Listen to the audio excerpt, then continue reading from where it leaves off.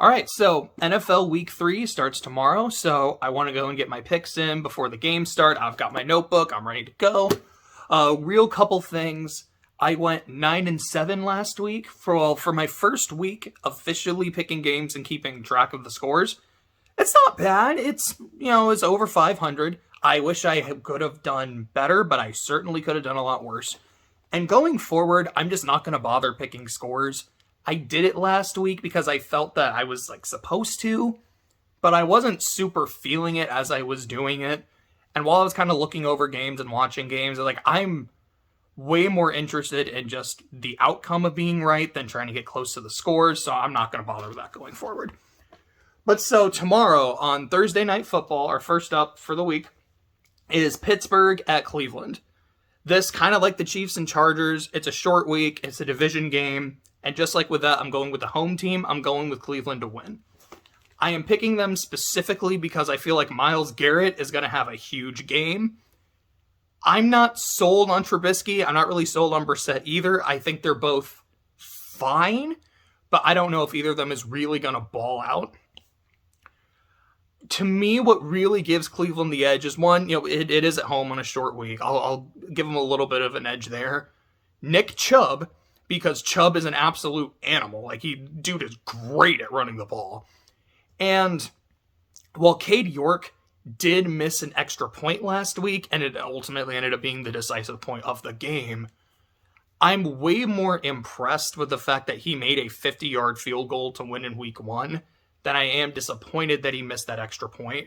I feel like he's going to deliver this week. I feel like he's going to come in clutch. Now, Boswell has been a reliable kicker for years, but I've seen him miss some kicks, throughout his time in Pittsburgh. I feel like he's going to have a decent game. He'll probably make some good kicks. He might miss a big one.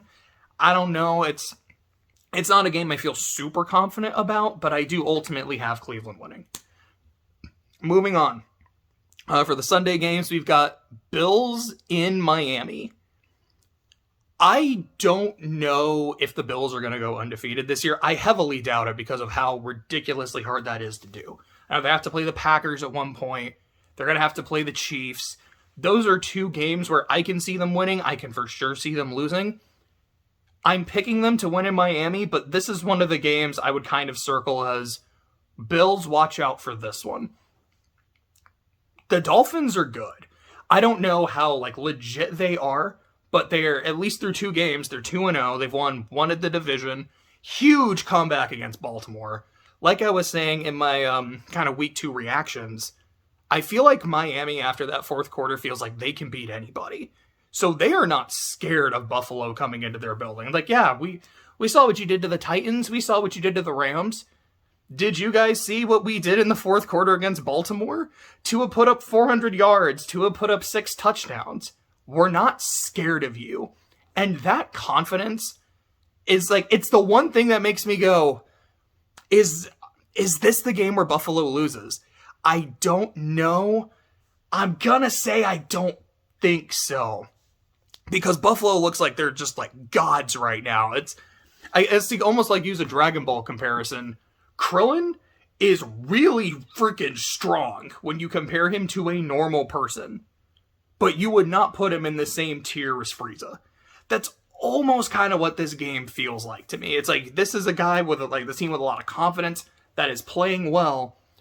I think Buffalo is a little out of their class, but I feel like Buffalo is going to look mortal in this game. It's not going to be another blowout win for the Bills. It's going to be within a score or 2, and Miami is going to make them work for it, but I do think Buffalo holds on and wins. Next game, Bengals-Jets. Bengals have to win this one, right? I mean, they're 0-2. Assuming Cleveland-Pittsburgh doesn't end in a tie, then someone in the division is going 2-1. If Baltimore wins, anyway, we'll get to the Ravens game later. I think I picked them to win, but I don't remember who they're playing off the top of my head. That'll be another team 2-1. Cincinnati cannot afford to go 0-3, so I'm picking them to win almost. Like I said, it's not quite time to panic, but if you're 0-3, it's kind of almost starting to get there, because that does not look good. I double-checked it.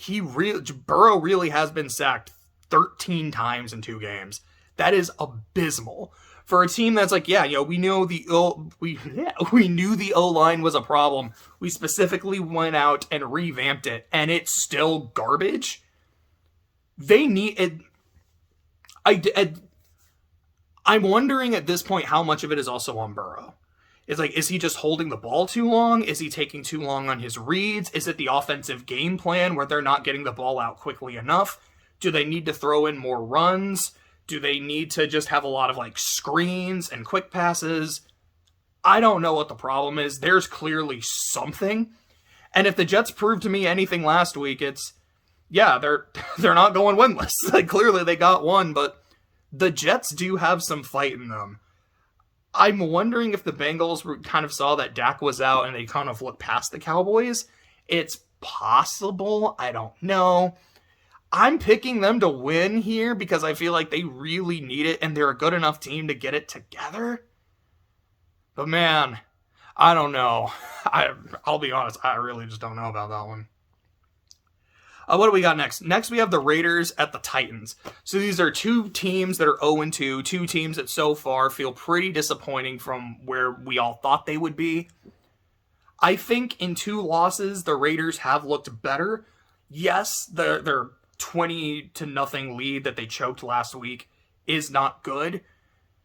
It shows more promise than whatever the fuck the Titans did on Monday night, man.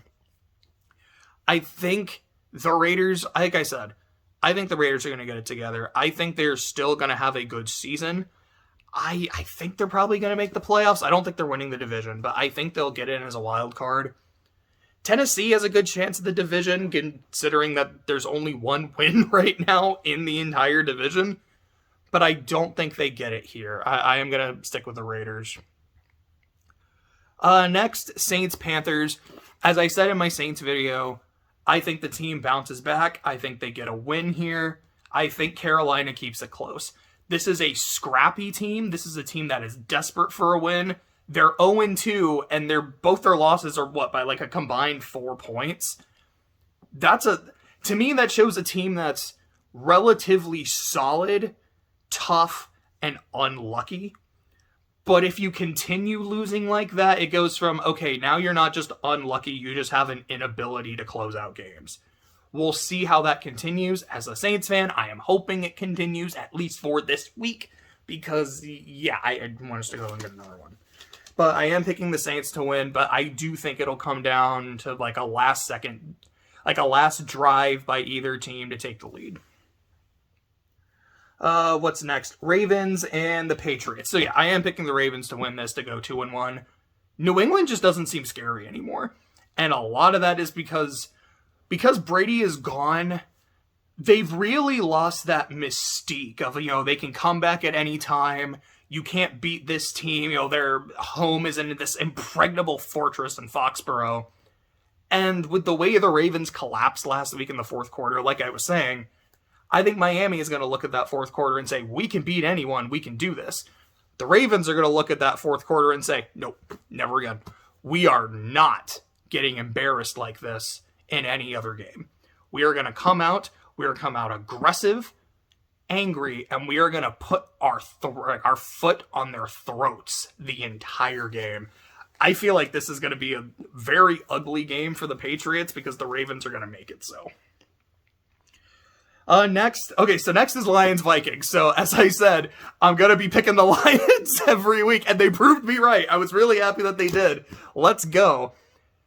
The biggest thing to me that the Vikings have in this game, as kind of mean as this is to say, but it's also true, is that it's not a primetime game. So without primetime Cousins showing up, he can actually be good, and I think he'll play well. If I'm being 100% honest, I think the Vikings are probably going to win, but my official pick here is on the Lions. One thing I will say in the Lions' favor, though, is they both played Philly. They both lost to Philly. The Lions looked a lot better in their loss to Philly than the Vikings did. So just based on the eye test alone, I would say, yeah, I feel justified in picking the Lions, besides just being a meme that I'm going to pick them every week. But I do think, because it's not on primetime, I think the Vikings show up and whether they win or lose, the Vikings aren't going to be embarrassed by their performance like they were on Monday night. The next game is the Eagles and the Commies. This is one of the games this week where I really did not know who I was going to pick. At first I was looking at it, I was like, you know what? The Eagles have like a slightly shorter week. It's going to be on the road. It's a division game. Carson Wentz wants revenge on his old team. You know what? I'll pick Washington. And I thought about it some more. I'm like, man, though, the Eagles looked really good on Monday night. They didn't look like their defense didn't look great against the Lions, but their offense did, and the defense showed up when it needed to. Yeah, Wentz wants revenge on his old team, but his old team also wants to make him look like shit. Man, maybe I should pick the Eagles. And I thought about it some more. I'm like, you know what, though? Here is why I am going to pick the Commies to win. Here's my 2 reasons. Number 1, it's in the Gulag. And last season, Jalen Hurts almost fucking died when he played there. So it might be like a Soldier Field situation where the stadium is what gives the team the win rather than the actual team. Like when the Bears hosted the Niners week 1.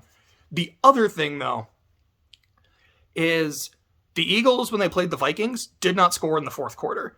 When they played the Lions, they didn't score in the fourth quarter. When they played the Vikings, they didn't score at all in the entire second half. Now, part of that was, we're being more conservative. We don't have to. And in the Lions game, their offense did enough in the fourth quarter to keep the ball away from Detroit. So they did what needed to be done. But 2 weeks in a row when there's no fourth quarter scoring doesn't look great to me. And in 2 games, Washington has really come alive in the fourth quarter. They had the back and forth game with Jacksonville where they were able to come back. They started mounting a comeback against Detroit, but ultimately fell short. And when I look at that, especially with all the crazy comebacks that happened last week, when one team goes to sleep in the fourth quarter and the other one comes alive, I'm gonna pick the one that comes alive, so I am going with Washington to win. Next is the Texans and the Bears. This is another game where I didn't know what would happen. I dead-ass flipped a coin. I don't know much about the Bears this season. I don't know much about the Texans. What do I do? I just opened my wallet, picked out a 50-cent coin. I was like, all right, it's standing on tails. All right, tails, Texans, heads, Bears. Flip the coin, landed on heads, so I'm picking the Bears. That's it. That's all I really have to say about this. Okay, next is the Chiefs and the Colts. I'm picking the Chiefs. I don't even have to think about that. The Chiefs look like they are one of the best teams in football, and the Colts look broken. They look fundamentally broken. I don't expect that to change against Kansas City. I think Kansas City's going to roll. Next, Chargers, Jags. To me, my pick comes down to Justin Herbert playing, and I will adjust it accordingly. If Herbert plays, I think the Chargers win, but I think the Jags do give them a good fight and a good game. If Herbert is out, then I think the Jags win. But I do think the Chargers make it a good game because the Chargers have a strong defense. I do think that Lawrence is not going to have a great game because I think there's going to be some sacks. I feel like he's going to throw a couple interceptions. But I do think it really, to me, my pick really does depend on Herbert. If he plays, they win. If he doesn't, they will lose. Next is Cardinals-Rams. So this is a game where I don't feel like I really trust either team that much. Yes, the Cardinals had that huge comeback in the second half last week. They did nothing in the first half. First game against the Chiefs, they did nothing in the first half. Tried to come alive in the second half, but it was too little too late. Rams in week 1 got blasted. Rams in week 2 almost choked. Neither of these teams right now, to me, look really good. They both look fine. I even said last week, my bold prediction for the year is I don't think the Rams are going to make the playoffs. I think they'll go 9-8, 10-7, and miss it by that much. I liked what I saw from the Cardinals last week more than what I saw from the Rams. I'm going to pick the Cardinals to win. I'll kind of throw in a little bit of, playoff revenge game in there too. And that might be what kind of motivates them to get it done. I'm not as confident, but I'll still roll with Arizona. The Bucs and the Packers, I'm definitely picking the Buccaneers for this one. I feel like with Rodgers still trying to build some chemistry with his receivers, which maybe at this point they've already clicked because they seem to, play relatively well against the Bears. But against the Bucs defense, which is really good, I think that Bucs defense is going to be... I think they're going to give Rodgers and his new players all they can handle, and I think the Bucs are going to win. Not super comfortably, but relatively. Maybe like anywhere from like 6 to 10, maybe 13 points. So next up is the Falcons and the Seahawks. This is another game where I went in picking one team and I'm now deciding to pick the other. So I went in at first, I was thinking the Falcons, while their comeback ultimately came up short, they showed a lot of fight last week. Week 1, they had a big lead, which they choked because Falcons. But the fact that they were able to have a lead like that, they played so well in the first half. And I don't think the Seahawks are that great of a team. I feel like the Falcons could go in there and get a win. But then I thought about it some more. And I was like, I feel like the reason the Seahawks won week 1 is a combination of the big emotion of playing Russell Wilson and the fact that they were going against Nathaniel Hackett, which is something else that kind of works in the Falcons' favor in this game because they don't have Nathaniel Hackett. But they do have Arthur Smith, and his comment about, I'm not trying to play fantasy football, that's why Pitts isn't getting the ball, I'm trying to win real football, it really bothered me. At first I was just I thought it was funny. It was come on, man, you're really saying that? This, it doesn't look good, especially when you're 0-2, but thinking about it more, it's the kind of comment that makes me think that a coach is starting to crack under the pressure a bit. I'm not doing that well. They've asked me a genuine question about why I'm not trying to get this guy who's really good at football, why I'm not trying to get him more involved in the offense, and he doesn't have an actual answer. It isn't, when, when he was running routes, we felt like he was being covered a lot, the coverage on him was really good, so we wanted to try something a little bit different with him to maybe try to get some other guys open. Ultimately, it didn't work, but that was the strategy. Okay, it seems like they actually have a plan. Ultimately, it hasn't worked, but there you go. Instead, it's just immediately defensive. That's not a good look. And like I said in my week 2 video, if the Falcons had won that game against the Rams, their curse is broken. That's how it felt. If they can pull off a big comeback with that number of 28-3, there's hope again. But they still didn't. So they're still cursed. So even if they go into Seattle, which is not an easy place to play, if they go in and even if they have a big lead, no one's going to think they can keep it. The players aren't going to think they can keep it on either side. The coaches on either side aren't going to think they can keep it.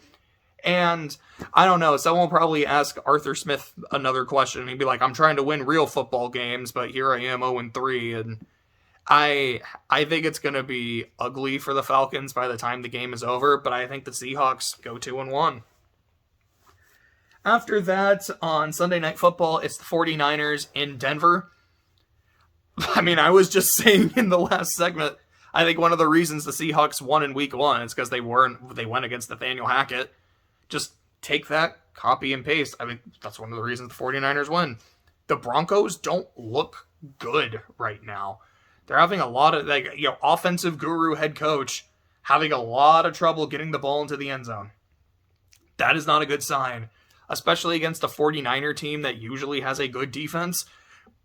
They gave up 1 touchdown last week, and it wasn't on the defense. It was a special teams kick 6.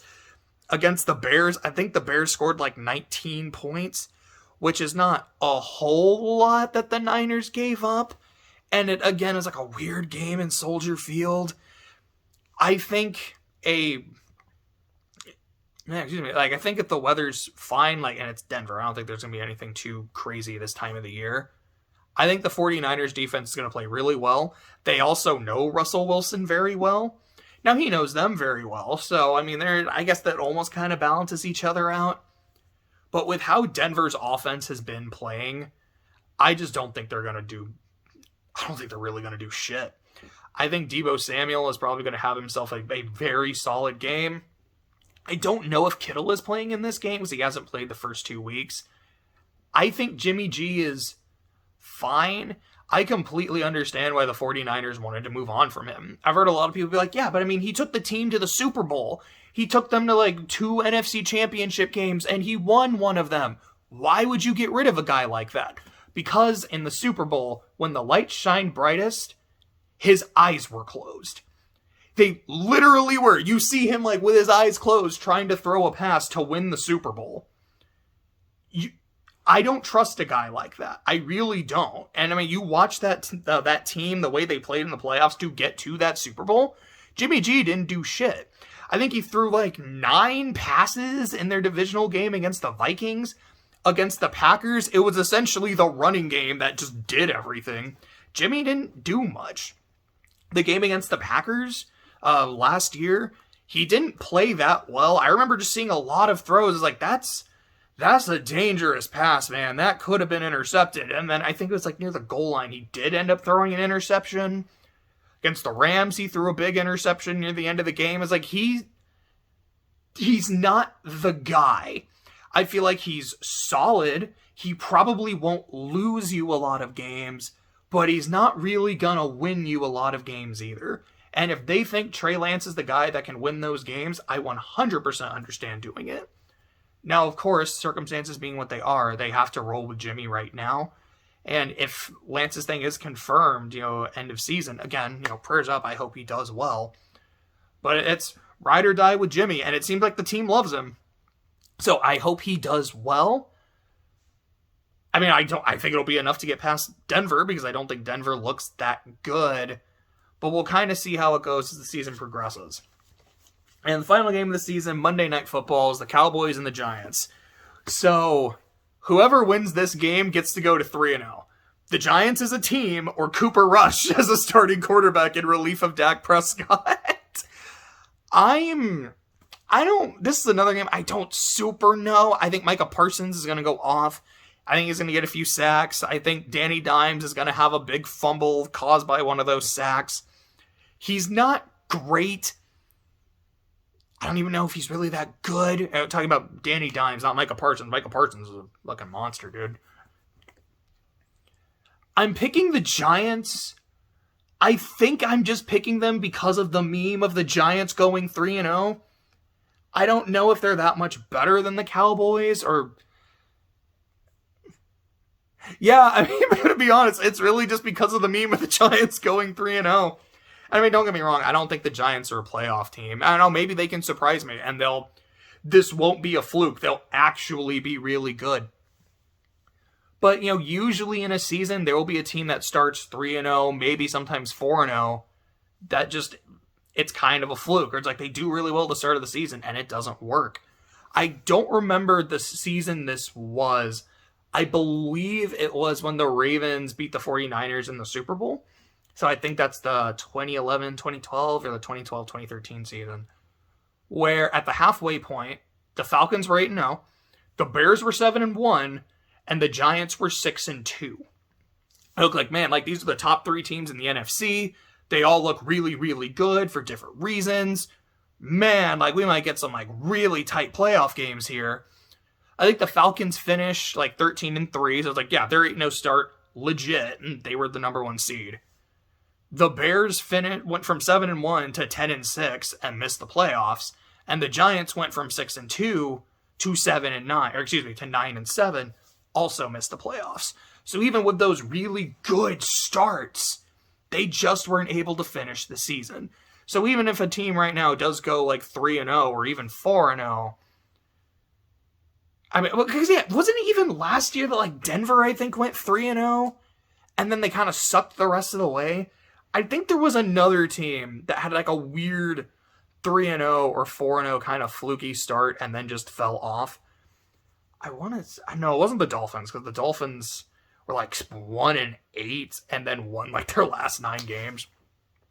But anyways, I'm picking the Giants honestly because of the meme, and I don't really know how good either of these teams are.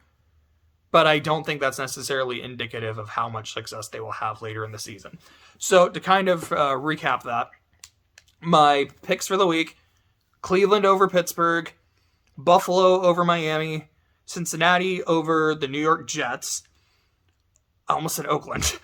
Vegas over Tennessee, New Orleans over Carolina, Baltimore over New England, Detroit, one pride over Minnesota, Washington over Philly, Chicago over Houston because of the coin, Kansas City over Indianapolis, Chargers Jacksonville just depends on Justin Herbert. If he's playing, I'm picking LA. If he's not, I'm picking Jacksonville. Arizona over the LA Rams, Tampa Bay over Green Bay, Seattle over Atlanta, San Francisco over Denver, and the New York Giants over Dallas. And what's today? Today is Wednesday. So I'll probably make a video Monday before the Monday night game, just kind of talking about the games I was able to watch, what my kind of takes on them were, how I did overall, and then like Tuesday I'll probably talk about the Monday night game. But so I'll see you guys relatively soon. Bye.